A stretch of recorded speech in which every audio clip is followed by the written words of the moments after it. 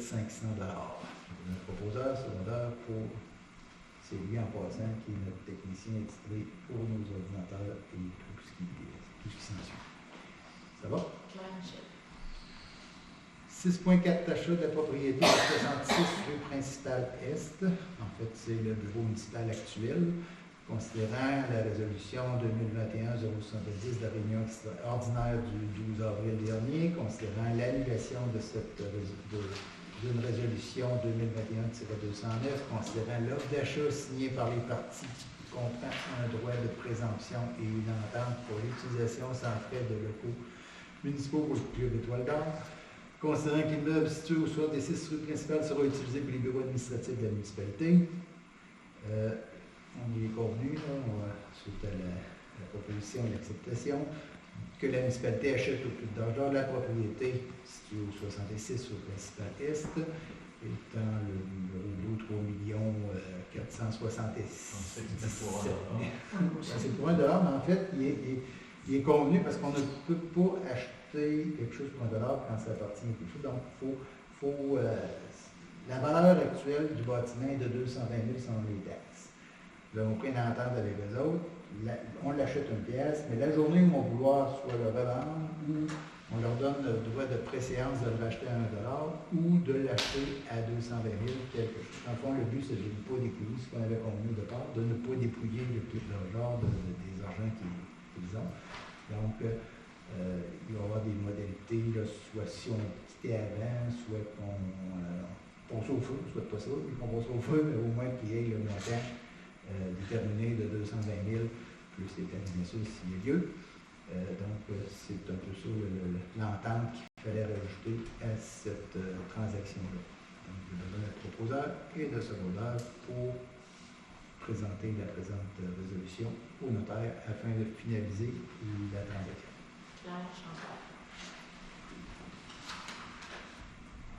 Urbanisme.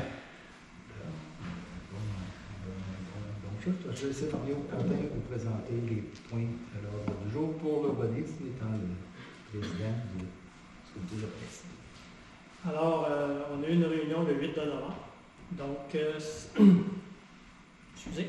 Donc, 7.2 demande de PIA, rénovation 26 chemin des Grèves. C'est rénovation de revêtement extérieur du bâtiment principal en bois et en tôle émaillée.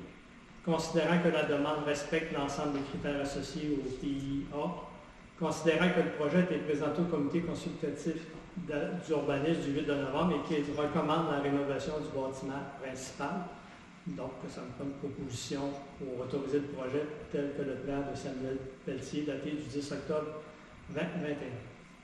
Proposer qui seconde, mon Dieu? 7.3. Une demande soumise aussi au PIA, bâtiment accessoire, donc 11 rue des Voiliers.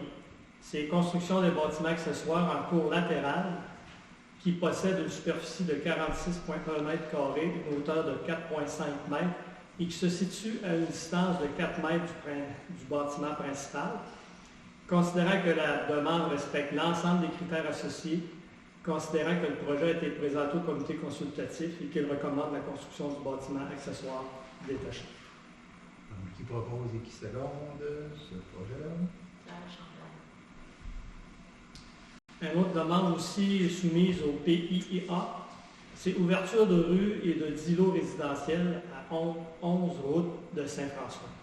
C'est la subdivision du lot 3 476 965 en faveur de 10 lots résidentiels et pour l'ouverture d'une rue publique. Considérant que la demande ne respecte pas l'ensemble des critères associés au PIA en raison d'un manque de cohésion entre les densités au sol, l'absence de barres de tampons entre les différents usages, considérant que la demande ne favorise pas l'implantation de bâtiments qui respectent le gabarit des bâtiments avoisinants pour la façade principale face à la rue, considérant que les dimensions de subdivision projetées, leur largeur sur rue, ne doivent pas présenter d'écart important par rapport à celles des terrains voisins, considérant que les stationnements et l'implantation d'arbres d'au moins 10 cm de diamètre le long du réseau routier n'a pas été pris en compte, considérant que le projet a été présenté au comité d'urbanisme et qu'il ne recommande pas le lotissement projeté, puis donc il est proposé, appuyé, de refuser le projet tel que présenté par Jean Gazeau en date du 21 septembre 2021. Et on se donne surtout une période de temps pour revoir le projet mais de façon plus posée, parce que c'est le centre du village. On va prendre notre temps pour que ça soit fait comme il faut aussi. Bon, ça me prend un proposant secondaire. Proposition seconde. Demande de dérogation mineure, une pergola, 3 boulevard Blais Est. C'est construction d'une pergola en cours avant d'un bâtiment principal résidentiel.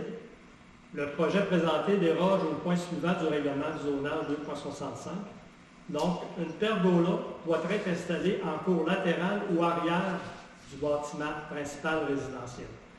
Considérant que l'installation respecte le plan d'urbanisme, considérant qu'aucun précédent ne serait créé en raison du positionnement de la résidence en fond de terrain, parce que présentement, la résidence, elle est dans le fond du terrain, donc on peut bien construire en arrière.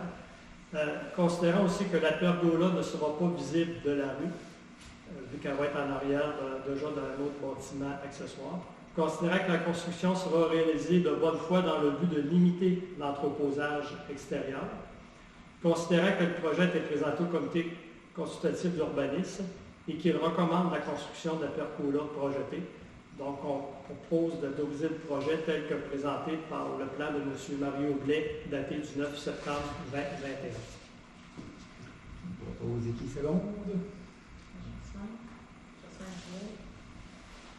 7.6. Une autre demande de dérogation mineure, bâtiment accessoire, 27 rue de l'Orchidée. C'est construction de bâtiments accessoires détachés en cour arrière de bâtiment principal à une distance de 2,4 mètres du bâtiment principal et qui aura une hauteur totale de 5,4 mètres. On se rappelle qu'au dernier conseil, on avait aussi le même genre de dérogation. Donc, le projet présenté déroge au point suivant du règlement du zonage. À l'article 552, un garage détaché doit être minimalement construit à une distance de 4 mètres du bâtiment principal résidentiel. Présentement, il est à 2,4 mètres dans le plan projeté. Et au 5532, un garage détaché doit maximalement avoir une hauteur de 4,5 mètres sans jamais dépasser la hauteur du bâtiment principal. Présentement, il demande 5 quelques mètres. 5 ou c'est l'article 5, mais 5,4 mètres, c'est ça. Non, ça c'est plus loin. OK, c'est considérant que la construction respecte le plan d'urbanisme, considérant que la hauteur du bâtiment principal est à 6,73 et qu'un remblai est ajouté sur le pourtour de la propriété existante, considérant que la distance entre le bâtiment principal et le bâtiment accessoire est un critère qui possède une valeur importante en raison de la protection contre les incendies. C'est ce qu'on veut, c'est une des raisons pourquoi on veut 4 mètres. Considérant qu'en raison de la pente de la rue, la hauteur du bâtiment accessoire détaché serait similaire à la construction principale résidentielle voisine, donc avec son 5 quelques mètres, qui était plus haut que la maison voisine. Considérant que les normes semblent causer préjudice aux demandeurs en raison de la superficie restreinte du terrain due à la présence de la servitude d'utilité publique présente sur la propriété. Considérant que la construction sera réalisée de bonne foi avant le début des travaux dans le but de limiter l'entreposage extérieur et qu'il n'impacte en rien la densité ni l'usage du bâtiment. Considérant que le projet a été présenté au comité consultatif et qu'il ne recommande pas la construction du dit bâtiment accessoire projeté, justement à cause des deux dérogations les dérogations mineures, oui, mais des dérogations plus que mineures, fait qu'on dit à monsieur, selon les plans de M. Rémy Dupont, de nous revoir avec un autre demande de permis pour s'ajuster à notre refus. Donc, ça me prend un proposant secondaire pour refuser le projet. Qui propose excellent. Et ça fait le tour de l'urbanisme présentement. Point numéro 8, correspondance. Isabelle, est-ce qu'on a eu de la correspondance? Ça va. Point numéro 9, rapport des comités. Disons que durant le dernier mois, nous avons composé des nouveaux comités. Ils sont déjà actifs, mais pas encore productifs. Mais ça sent bien. Mais il y a encore des choses. Il y a encore des choses qui se font. Oui, il y a des choses qu'on va arrêter parce que je retire mes paroles. Donc, est-ce qu'il y en a qui ont des rapports, à produire de leur comité de plan dans cette fois? La bibliothèque va ouvrir samedi le 20. Elle est située, comme vous avez vu, aux deux principales ouest. Pas principal, Boulevard Blaise. Boulevard Blaise. Ouest. C'est ça. Notre pancarte d'annonce n'est pas prête encore, mais la bibliothèque, à partir de samedi, elle va être ouverte et elle va être ouverte pour jusqu'après les fêtes, comme d'habitude, les lundis, mardis et les samedis. Ce sera l'horaire habituel, mais après les fêtes, on va être ouvert beaucoup plus souvent. Mais là, on est dans l'organisation, le fait de déménager des livres, c'est pas mal plus compliqué qu'on pensait. Mais là, on commence à fonctionner. On a un beau groupe de bénévoles qui vont se rencontrer mercredi soir pour partager les tâches, puis essayer d'animer le plus possible la bibliothèque. Alors, je vous invite à venir faire un tour à notre bibliothèque. Juste là?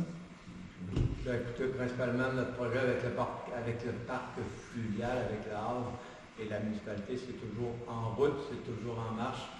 Il y a un tas d'actions qui se posent encore. Comme on l'a déjà dit, c'est un dossier qui est complexe, qui implique plusieurs